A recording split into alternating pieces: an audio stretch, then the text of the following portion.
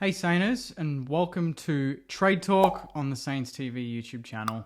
It is pretty much the end of the first official day of, the trade period. It ends next Wednesday, the 10th of October at 7:30 p.m. But today was the first day. It was a jam-packed day for St Kilda. We did so much. Not really, and that was to be expected. Although I did read the article on saints.com.au. I'm sure many of you have. And it was, again, head of list management, James Gallagher. But he gave a little bit more of, insight into, what we're going to be doing or potentially what we want to do. Obviously, Jordan De Goey re-signed with Collingwood last week for 5 years, which was expected in the end. And that's kind of shifted a few things around for us. So the club has actually posted about it, which is interesting. They've that's kind of their first main post about the key strategy of the off-season and what we're going to do in the trade period. I'll read it to you now and then we can go through it in a bit more detail.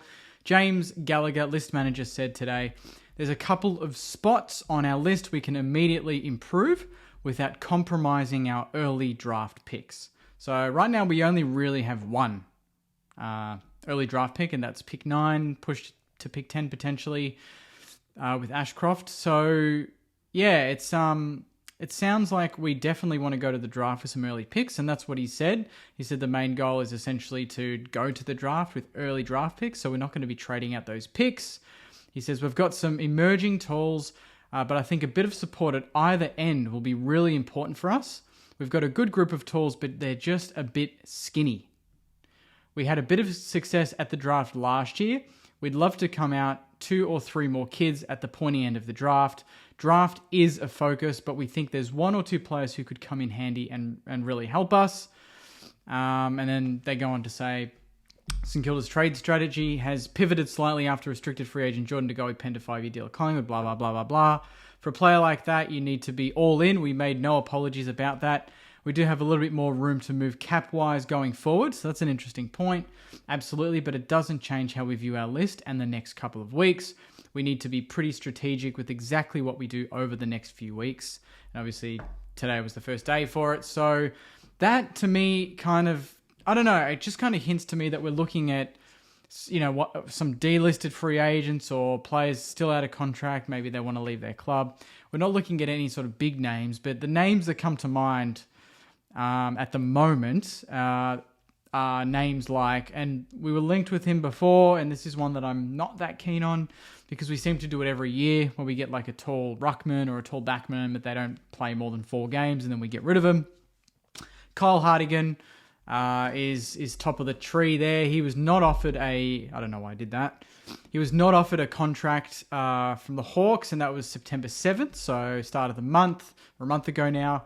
And he's one that supposedly we've been linked to, that we've been considering. And he's obviously a key back. He's a tall, massive guy. Good bloke all around. I actually, funnily enough, interviewed him about 10 years ago when he played for Werribee Tigers on, I think it was Tiger Talk or whatever it was back then. Fun little story there. But yeah, that's one that I suppose we could look at. But to me, that doesn't really, I don't know, it's support. But is he any better than Darragh Joyce?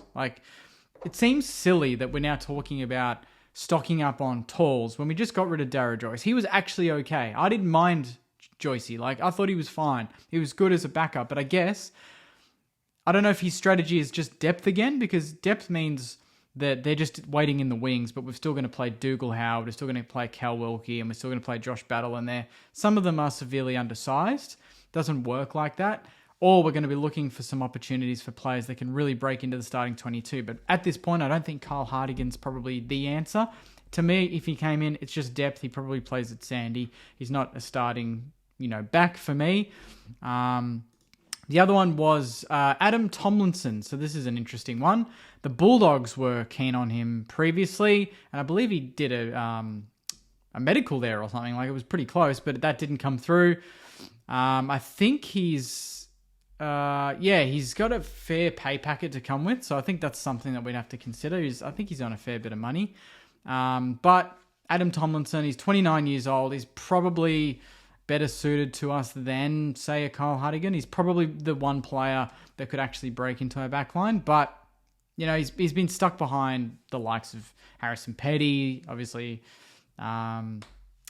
Lever, and then obviously May. So there's a very stacked backline there at Melbourne. Tomlinson was the start of the back revolution back at Melbourne, when they started to get these players in and they started to make their climb up the ladder, and he was kind of the main one in the backline. But then obviously they got May, they got Lever, and they're pretty set with Petty there. So Tomlinson's basically looking for another opportunity to become a starting back in another team. That could be one that we're looking at. So curious to hear your thoughts on that one, Sainers. And then lastly, another Melbourne player, Sam Weideman. Now, I've chatted to a few different people about him. He's obviously a bit of a tease. He's only 24, and he had an amazing final series in 2018. That's kind of been his peak at Melbourne. He hasn't really done much since then. Supposedly, he's not the hardest player going around, and that's something that I think can change. We can probably curb that. And based on what Gags has said in that article, we're looking for support for Max King. We're looking for support in the back line. Sam Weideman could play back. We could get him and turn him into a backman. He could play centre half back. And then you've got Josh Battle, we could potentially keep him back there as well. Cal Wilkie, I don't know. There's options there. Sam Weideman's 197 centimetres. So height-wise, he's absolutely fine. He's 25. Hasn't even reached his peak. And he's a bit out of favour at Melbourne. Their supporters are a bit mixed about him. They think that he probably should go harder for the footy, and he's got all the abilities there, but he's just not, his head's not in the game as much as it should be. But that to me is the stuff that, you know, going to a new club, that can change. We can fix that. He's got the talent. It's just a matter of kind of getting it on a consistent basis. And maybe a change of scenery, maybe playing down back like a Paddy McCartan and just shifting from one end to the other could be a blessing in disguise for him. He's got the ability to do that. I think he did a bit of that and ruck work in the VFL side for Melbourne this year, and he did a very good job of it. So could be something to look at. I'm not sure of any other sort of key tools. I know that Griffin Logue is probably going to go to North Melbourne, but that was one that I was pretty keen on as well. But Freo from reports are very keen to keep him. And then, yeah, I don't really think there's too many others kind of in that range. Trying to think of, you know, the sort of tools that wouldn't cost that much, but there's a few out there that would. But those are kind of the ones I think that we could get and not really affect our draft hand. And I think that's what Gags is talking about, is that we've got players in mind that can come in. They'll cost literally nothing, like a Hartigan. Maybe Tomlinson wouldn't cost that much. Who knows? Sam Weideman definitely wouldn't. Maybe a third round pick, maybe later. I don't know. So, yeah, those are kind of the ones that come to mind initially. But yeah, I thought that was interesting. The article kind of shed a bit more light onto what we want to do. It just seems like that's a constant, you know, over the last couple of years. We're always going for backman or trying to find a backman, and we're always going for another forward support, and we're trying to do it on the cheap. You know, maybe we need to invest. Maybe we need to bite the bullet and get some you know, A-grade backman, or I don't know.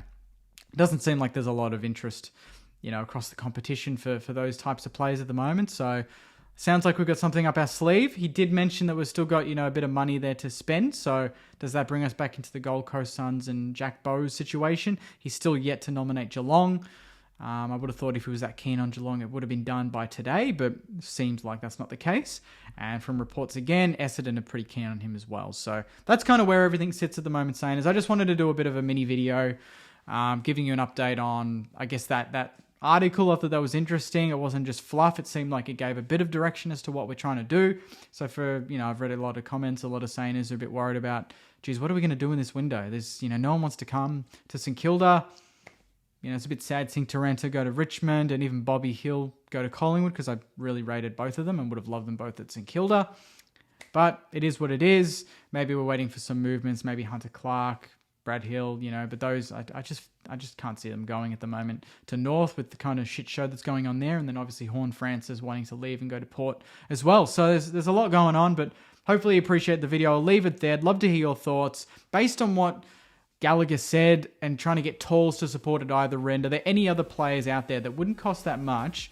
Or maybe they would, and you'd be keen to get at St Kilda.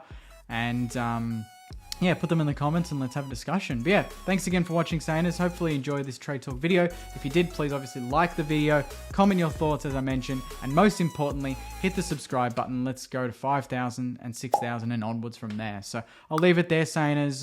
2 videos in a day, so can't you You know, count your lucky stars there. You got 2 videos. I think that's the first time ever I've done 2 videos in a day, possibly. So, yeah, haircut, 2 videos in a day. It's been a good day. So, hopefully you enjoyed it, Sainers. Hopefully you enjoyed your day. Enjoy the rest of your week, and I'll see you in the next video on the Saints TV channel. Until then, go you mighty Sainers. See you guys.